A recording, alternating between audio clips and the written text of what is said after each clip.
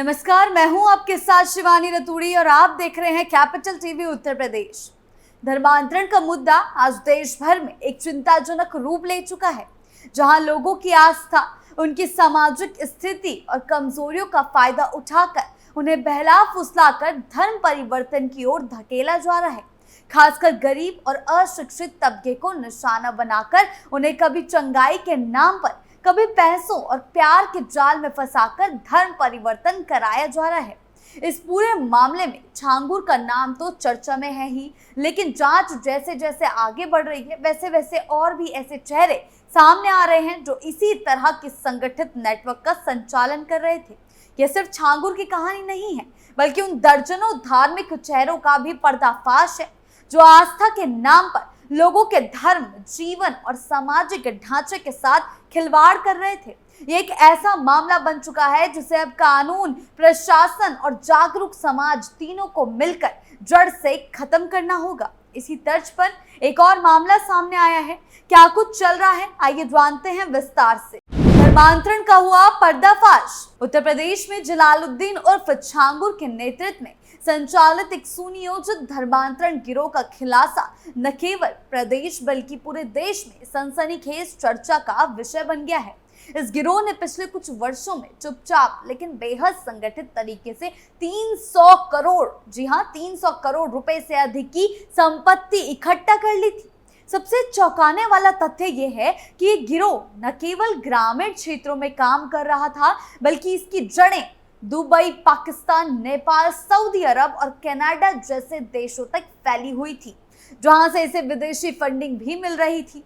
जांच एजेंसियों ने गिरोह की गतिविधियों को उजागर करने के लिए 1 महीने तक विस्तृत और समन्वित जांच की, जिसमें ये सामने आया कि करीब 3000 लोग इस गिरोह से किसी न किसी रूप में जुड़े हुए हैं और उनमें से 400 ऐसे लोग हैं जो वर्षों से पूर्णकालिक रूप से इसके लिए ही काम कर रहे थे। गिरोह ने विशेष रणनीति के तहत महिलाओं, विशेष रूप से सामाजिक और आर्थिक रूप से पिछड़े समुदायों की महिलाओं को निशाना बनाया और उन्हें अलग अलग प्रलोभनों के माध्यम से इस्लाम धर्म में परिवर्तित करने का प्रयास किया। छांगुर का खुला काला राज। सरकारी एजेंसियों के अनुसार छांगुर गिरोह ने अपने अभियानों को धार्मिक आयोजन जैसे कई प्रार्थना स्तर की सत्र की आड़ में अंजाम दिया। इसमें बड़ी संख्या में महिलाएं शामिल होती थी जो ज्यादातर गरीब तबके से आती थी और उन्हें आर्थिक रूप से या लालच देकर या नौकरी का झांसा, पैसों का लालच देकर उन्हें धर्म बदलने के लिए मजबूर किया जाता था और धर्मांतरण की ओर धकेला जाता था। एक और मामला मऊ जिले के पवनी गांव में आयोजित एक ऐसी ही सभा में बजरंग दल ने हस्तक्षेप किया, जहां करीब 400 महिलाएं मौजूद थी। आयोजनकर्ता संजय कुमार प्रजापति को मौके पर गिरफ्तार किया गया और बाइबल समेत अन्य धार्मिक सामग्री बरामद की गई। जी हां, ये छांगुर से हटके मामला है, लेकिन इसमें भी धर्म के साथ खिलवाड़ किया गया और धर्मांतरण करवाया गया। इस घटना ने यह स्पष्ट कर दिया कि ये सभा केवल धार्मिक आयोजन नहीं, बल्कि एक सुनियोजित योजना का हिस्सा थी, जिसमें महिलाओं को मानसिक रूप से प्रभावित कर धर्म परिवर्तन के लिए प्रेरित किया जा रहा था। राज्य सरकार इस मुद्दे को लेकर बेहद गंभीर है। मुख्यमंत्री योगी आदित्यनाथ ने खुद इस प्रकरण की निगरानी करते हुए जांच एजेंसियों को निर्देश दिए हैं कि वे इस नेटवर्क की जड़ तक पहुंचे और इसे पूरी तरह समाप्त करें। छांगुर के बाद कई ऐसे राज और खुलकर सामने आ रहे हैं, जैसे मऊ जिले की एक घटना भी सामने आई है। वहां भी धर्मांतरण का ऐसा ही एक नेटवर्क चलाया जा रहा था। और बता दें कि इस केस की जड़ें जब आगरा तक पहुंची, यानी आगरा में भी एक धर्मांतरण का मुद्दा सामने आया था कुछ समय पहले, जब 2 सगी बहनों धर्मांतरण के मामले में विदेशी फंडिंग का सीधा कनेक्शन जो है धर्मांतरण में दिखाई दे रहा है। इससे ईडी और एटीएस की कार्रवाई और तेज हो गई है।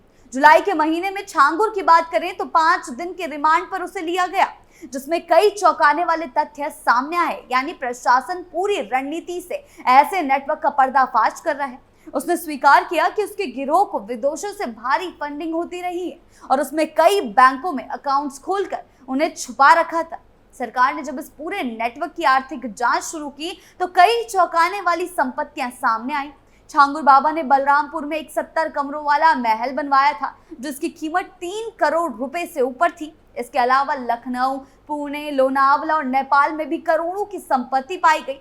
इन संपत्तियों में भी अधिकांश महिला सहयोगियों के नाम पर थी, ताकि किसी को संदेह ही न हो।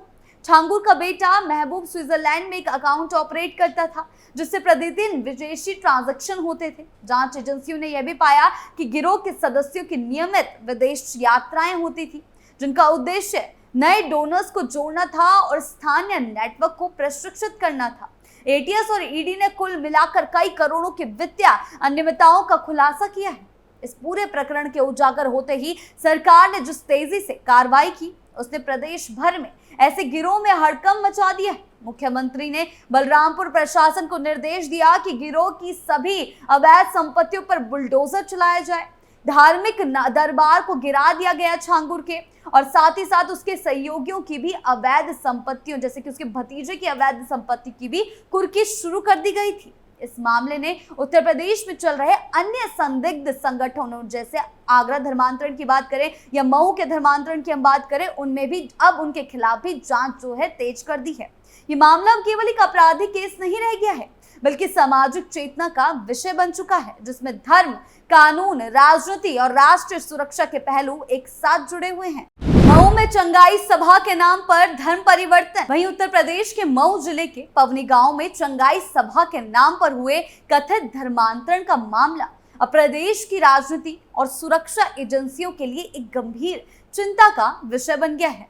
ये घटना तब सामने आई जब बजरंग दल के कार्यकर्ताओं को सूचना मिली कि एक प्रार्थना सभा के नाम पर ईसाई धर्म में धर्मांतरण कराया जा रहा है। कभी मुस्लिम तो कभी ईसाई धर्म में इस तरीके के मामले लगातार सामने आ रहे हैं।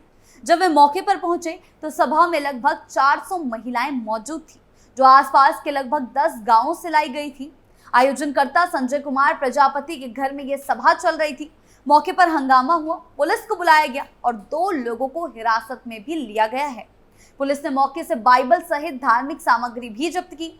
ये घटना उस समय सामने आई जब राज्य में पहले से ही छांगुर जैसे गिरोह द्वारा धर्मांतरण के बड़े नेटवर्क का पर्दाफाश हो चुका था। पवनी की घटना न केवल स्थानीय समाज को झकझोरती है, बल्कि एक बड़े पैमाने पर चल रही गतिविधि की ओर भी इशारा करती है, जहां धार्मिक आयोजनों के माध्यम से एक समुदाय विशेष को निशाना बनाया जा रहा है। ग्रामीणों को चंगाई यानी हीलिंग मीटिंग, चमत्कारी इलाज और समाधान का लालच देकर मानसिक रूप से प्रभावित किया जा रहा था। महिलाओं को विशेष रूप से निशाना बनाकर उन्हें इस बात के लिए प्रेरित किया जा रहा था कि उनका उद्धार तभी संभव है जब वे धर्म परिवर्तन करें।